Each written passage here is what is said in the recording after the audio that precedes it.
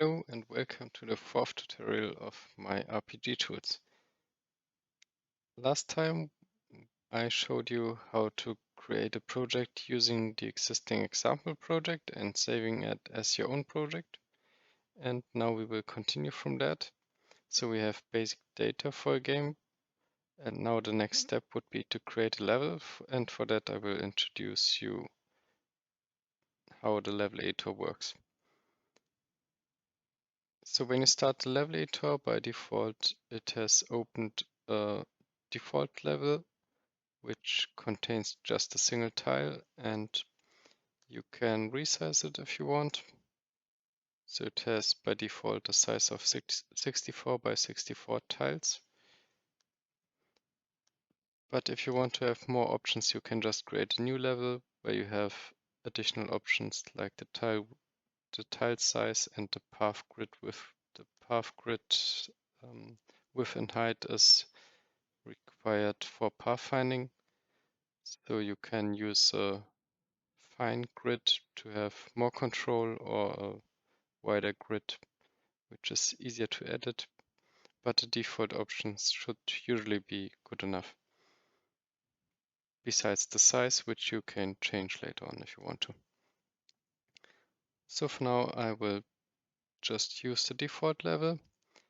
And here you see the different layers, and they are rendered from the top to the bottom layer.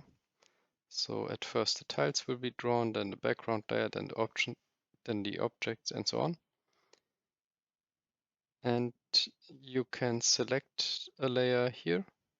So currently the tile layer is selected, and when you have a tile layer selected, you have two different modes. One is to place tiles,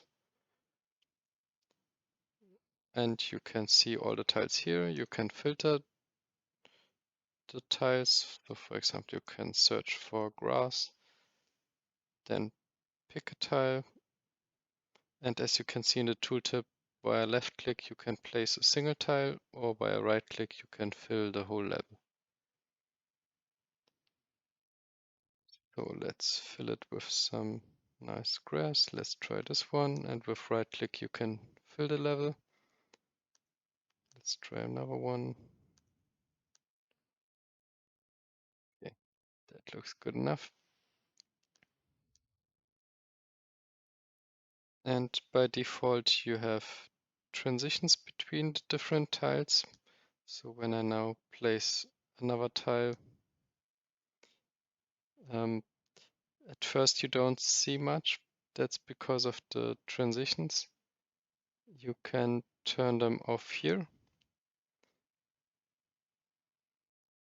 And the grass and the sand is blended. So that's why you don't see much at the beginning. So you need to paint a bit more, and then you will see more of the sand. Or you can also completely turn it off, but it looks much nicer with smooth transitions. So we can just paint a path here. So the goal of this tutorial is to create a level with some basic objects, tiles, and a few units, so you can have a basic fight, just to show you some of the features of the engine. So and we should save the level. That's not a bad idea. You can just pick a name and then save. It will be saved in a .json file, as almost everything in the engine, which is human readable, but you don't need to take care of that. You can always use the editor, of course. So now we can go to the background layer. As I said, this will be rendered at first, and afterwards the object layer will be rendered. So here we can place some background stuff, like flowers, for example. And if you want to place a lot of small objects or random objects, you can use another mode, which is called add multiple objects. You can select the list of objects. So I can just select different flowers I want to place. Then you can just keep the mouse pressed, then it will place new objects.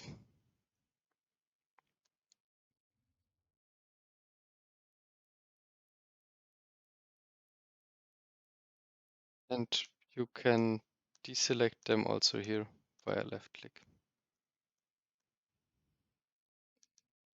Let's add some trees. But the trees, they should be at the same layer as the hero, because when you move behind the tree should be rendered before you, and when you are in front of the tree, then you should be rendered in front of the tree. So that's why we choose the objects layer here. And as you can see here, it's marked as a unit layer, which means it will be used to spawn units and the hero. So that's the correct layer. And now we could select the trees. Since trees are quite big, you can change the preview scale here just to have an easier way to select them. So we can now select all the trees we want to place randomly, and then we can place them. So, some random trees.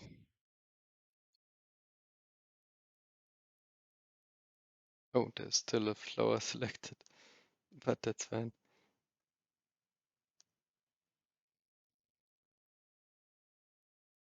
Okay, something like that.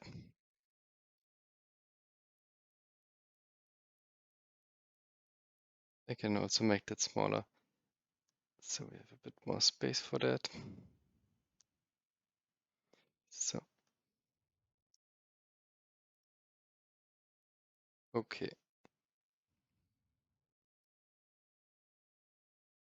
And okay, I have many big images here, which don't make sense to place here.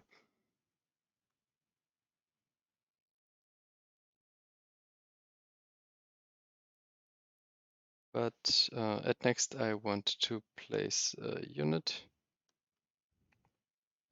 Or what we can add is some animals which will be moving around. So if they should move around, you can change the behavior. So you need to expand the game logic and then select wander, and then you can also change the radius, but the default settings work fine usually. And you can place multiple items if you hold shift.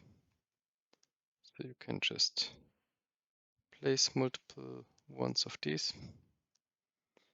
and maybe also some other animals.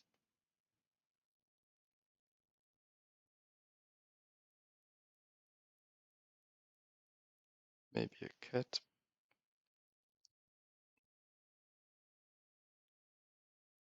And now we can also place an enemy unit. So by default, all units are neutral, so they don't attack you and you can't attack them. But now we will place an enemy. So for an enemy, we can either choose a character which you created in the character editor, or it can be an existing unit, so a monster or something like that. We can use the orc we created. So it's an enemy, and the behavior should be none. Then it's basically waiting for you. You can also change the radius it uses to guard, so it will search for enemies in this radius in pixels. So let's place it here, and then we can save the level. So you don't have to save. I do that in general, not just in this tool. But you can also just test it without saving. So let's see if that works. Yeah, he attacks you. There was just texture loading, and it's loading in the background while in the editor to prevent lags. But that's only the first time when the texture is not loaded yet. So if I start the game the second time, it doesn't happen. And in the final game, so when you deploy your game, then this feature is turned off. And then you won't see that.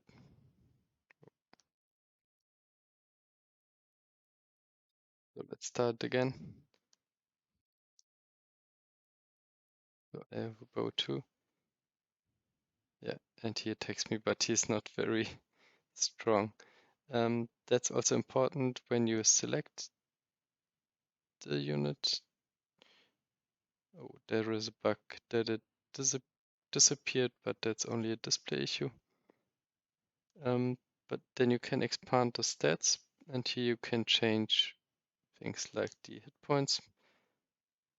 So in this case, let's increase it to 200 and change the strength, for example, if it should deal more damage.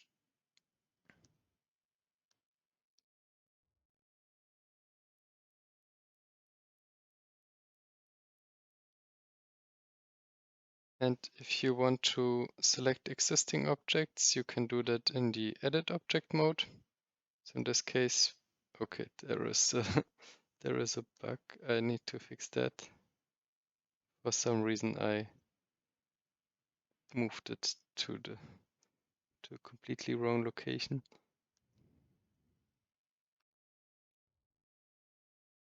So here you can change the scale, and then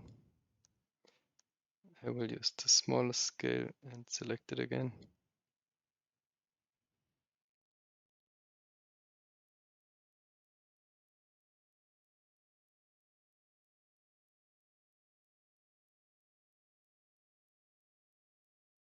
It,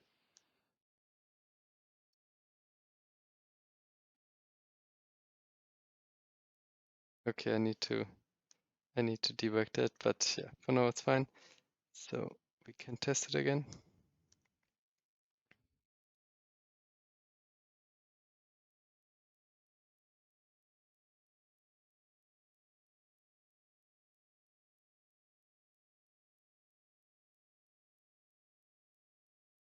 Yeah, now the hit points are much more. Yeah, and these are the basics you need to have a simple game. Of course, there's a lot of stuff missing, which we will add later on.